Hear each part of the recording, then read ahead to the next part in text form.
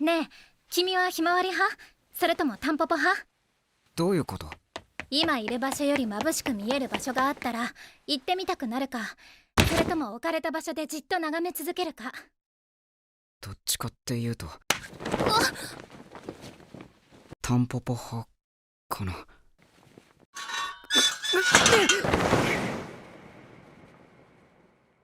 In her 1964 essay, Susan Sontag wrote about the dangers of interpretation.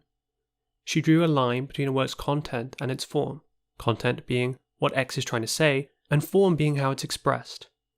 For most of history, form was considered simply an accessory to content. After all, what it's trying to say is what gives a work its meaning, right? Plato once argued that art had no meaning because it is not true. It is simply a lie that makes false representations of true and useful things. Aristotle countered by instead arguing that art is indeed useful, even though it is a lie.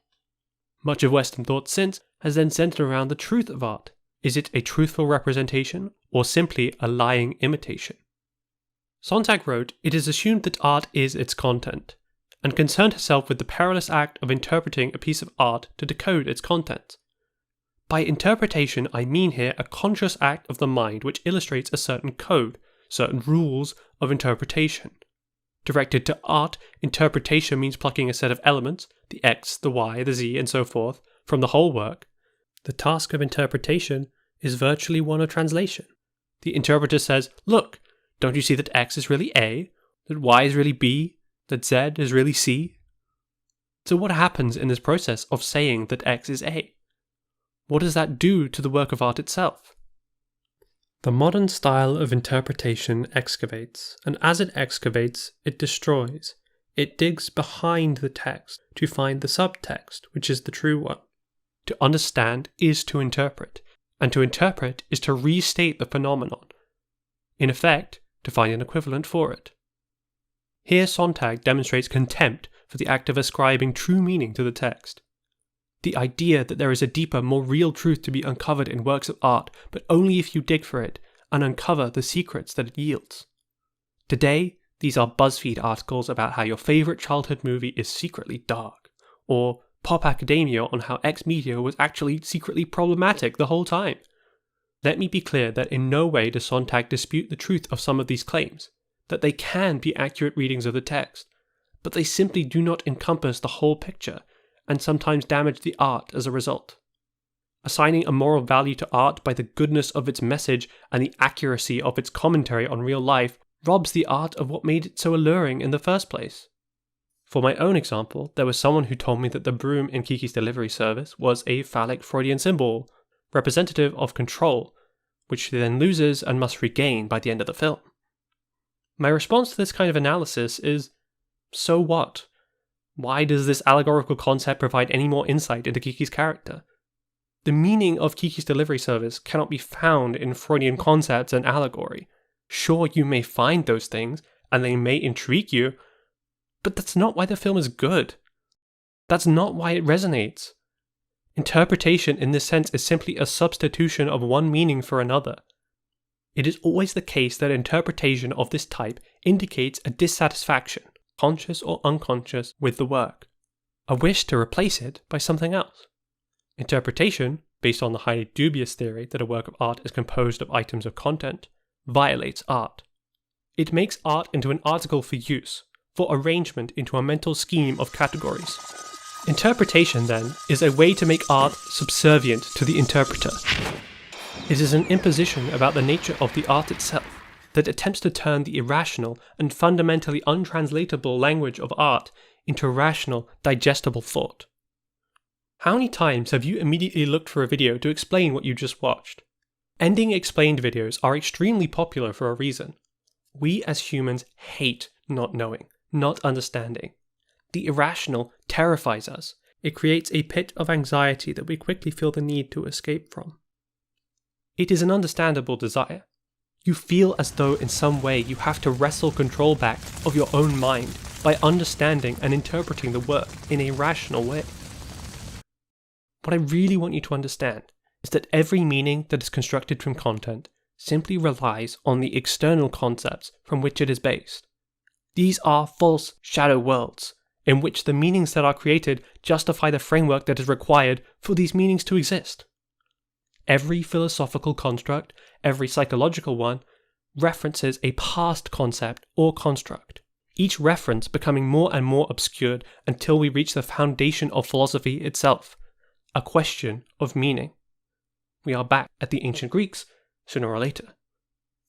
So, is all analysis useless then? Is trying to understand a work of art pointless? Sontag would say, absolutely not. There are a myriad of ways to analyze and enrich your experience of a work of art. If art is a language that's untranslatable, then one solution is to immerse yourself in that language and to learn it, to be conscious of how form affects you, how style intrigues you, the feelings it evokes, how it evokes those feelings within you.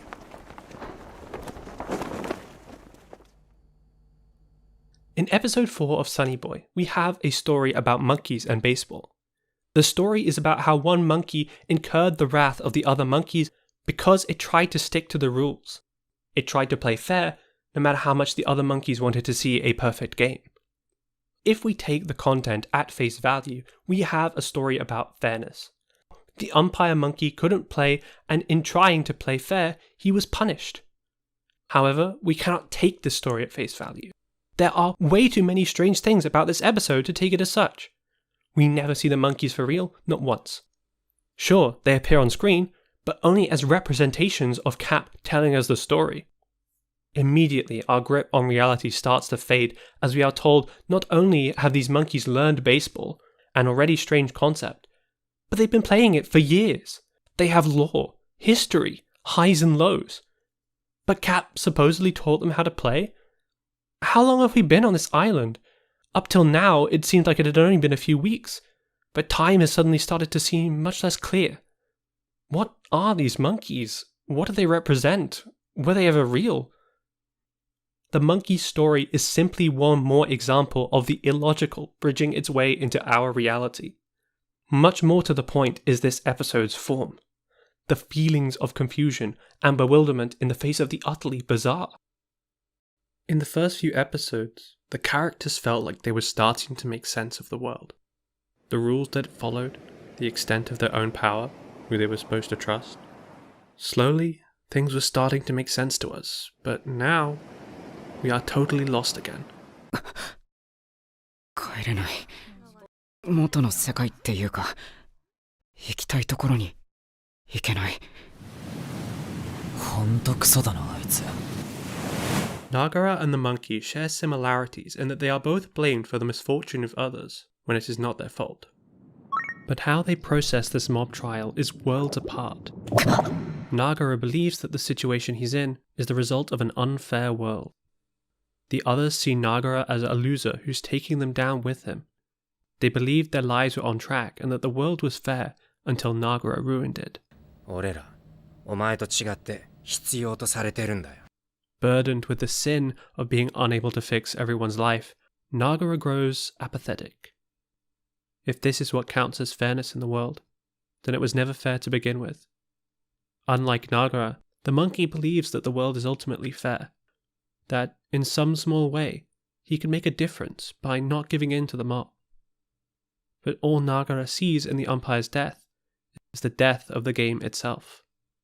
The world of baseball was supposedly fair, but that illusion is shattered when the audience demands the impossible. The story of the monkey would seem to someone like Nagara as one that encourages apathy and resignment to fate. It's the kind of story Nagara would tell to reinforce his own worldview at the time. いるよね、そういう人。いつも忙しぶってるやつ。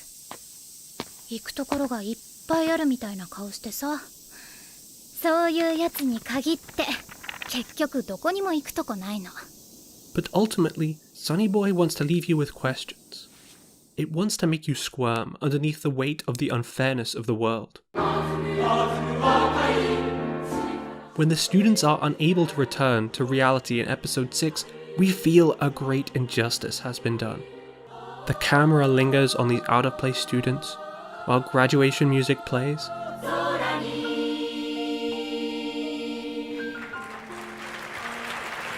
君たちだけが特別だと思っていたのか？卒業おめでとう。 It feels cruel. These juxtapositions of a world that had a place for them and now doesn't. A world where things made sense. It's just not fair that they can't return there because of some arbitrary rules. Why don't they belong here? Sonny Boy shares a lot of similarities with the Chronicles of Narnia, a story about lost children in a magical world where time and space don't operate with any regularity. In Narnia, God is a benevolent being that grants them meaning and fulfillment in a true afterlife. Interpretation, then, is to say that the Chronicles of Narnia has meaning because it refers to God. All the meanings of the religious symbolism only exist and have meaning because they rely on the assumption of Christianity. Because it references these ideas, then it is meaningful. ラジダニは信じてるんだ、神様。ん？ああ、神様っていうか、僕には信仰があるからね。This ending of the books always rang hollow to me. It felt like cheating, like the afterlife was some sort of foregone conclusion, and the meaning of the book was in them all finally getting into heaven. It all rests on some idea that meaning can be found in interpretation. To interpret is to impoverish, to deplete the world, in order to set up a shadow world of meanings. It is to turn the world into this world, as if there is any other, away with all the duplicates of it, until we again experience more immediately what we have. Sonny Boy constructs many false this worlds of meaning. Every time the students arrive in a new this world, the students try and fail to fully make sense of these false realities. In this world, there is a God. There seems to be some higher purpose. A group of students builds a Tower of Babel in their very hubris to try and reach God. They cling to their interpretation that the tower will bring them closer to God, that it might finally bring them the meaning that they are seeking. But this world is not the real world, and any meaning constructed from it is false. The tower is upside down, and they are never going to find God. God even really exists in this world, but he is not a God that they can make sense of. There is no meaning to be found by reaching him. He's just another lie that keeps them in the fake reality. He doesn't want them to leave because this world is the only place that he has any power. この世界は日々沸騰する泡のように生まれ続けている。このことはいくつものこの世界の観測により実証された。すべての漂流はこのナガラという人物により引き起こされていたのだ。彼の行為により我々は未来を奪われ、そして今我らのルールに従いそれを断罪する。これから起こる悲劇は止めなければならない。 They can't go back because they still believe that going back is what they're supposed to do. They believe that going back is the meaning that they've been seeking. But this would just be another shadow that they are chasing. 他のみんながどんな風に言っても、私の中のながらは変わらないから。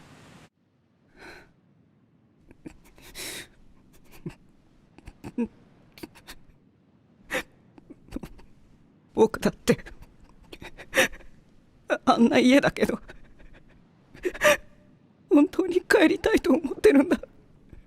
立つんだ。まだ間に合う。Sonny Boy shouts from the rooftops. What's the point of any of this? Why are people so irrational? There are many episodes that make good and accurate critiques of power, of class, of capitalism. It points out how illogical it all is, how everything we take as true is all built on some fundamental irrationality. Trying to find meaning in all of it will just slowly tear you away from reality into a world of constructed meanings.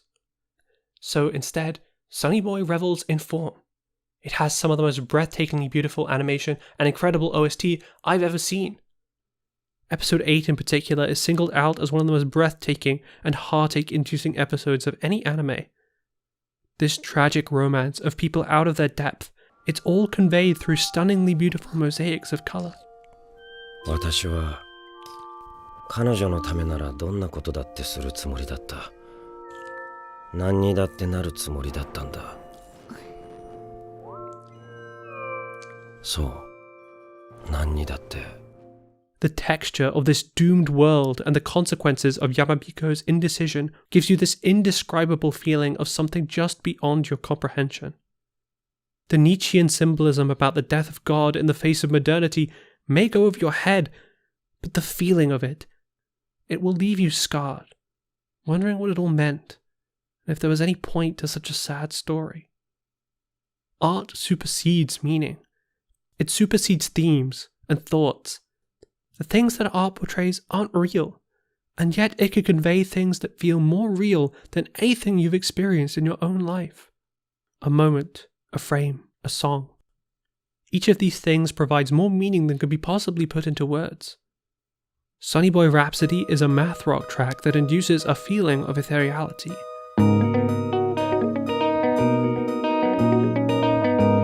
It's a track that is as comforting as it is disorienting.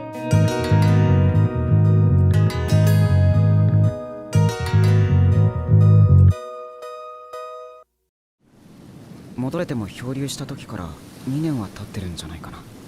私が死んだままって可能性もあるんだ。ここで起きたことは全部なかったことになるかもね。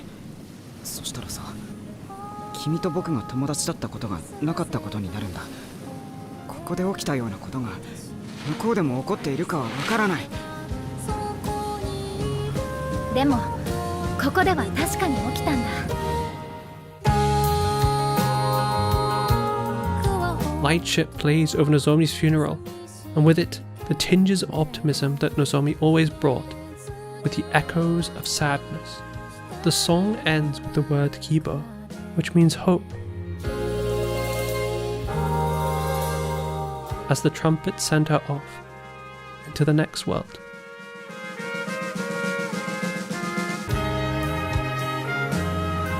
じゃあこうしよう。覚えていた方が言うことにしよう。もう一回友達になろうってね、約束。絶対に断らないって。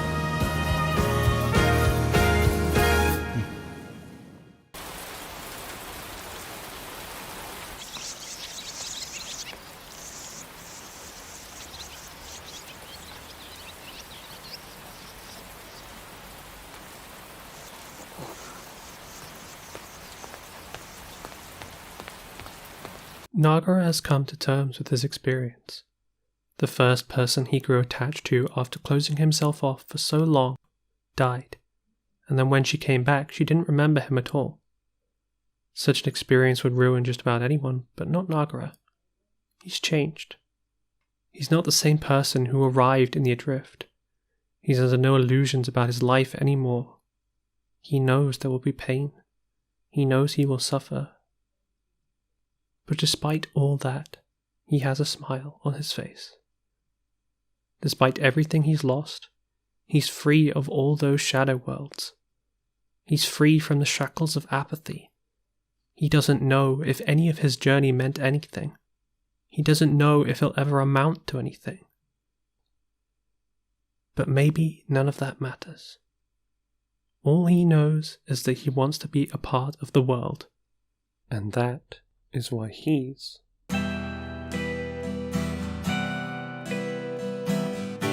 Sonny Boy is truly beautiful. It makes you feel things maybe you didn't even know you could feel, and shows you things you could never fully understand. In every sense, it wants you to experience the euphoric joys and crushing lows of reality. It tells you in no uncertain terms that you are not special. It rejects the idea that you have a purpose, that you are here to do something, that your life is important. But in doing so, it elevates the mundane experiences of your everyday life to the utmost importance. Everything that you experience is the point, and thus every approach, every way of perceiving the world is not only valid but beautiful. However you feel, whatever you experience, it belongs to you. If all you got from Sonny Boy is that you cried and loved it, but you didn't understand what it all meant in a way that you could put into words, you did understand it.